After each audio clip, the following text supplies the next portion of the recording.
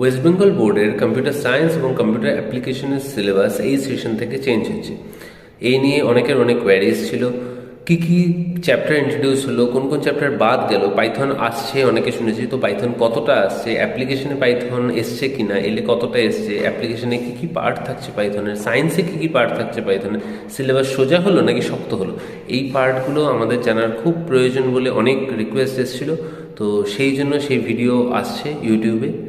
তোমরা সবাই চ্যানেলের নাম জানো, অভিজ টেক ল্যাব। চ্যানেলে গিয়ে আজকে চলে যাও, যারা যারা এখনও সাবস্ক্রাইব করনি করে নাও, কারণ আজকের রাত 10টার সময় তোমাদের ভিডিও আসবে computer science class 11 syllabus analysis, এবং তার পরের সপ্তাহে একই দিনে একই সময় computer application class 11 syllabus analysis, এবং তারপর র্যাপিডিক্যালি ক্লাস 12-এর সিলেবাস অ্যানালিসিস করে দেওয়া হবে।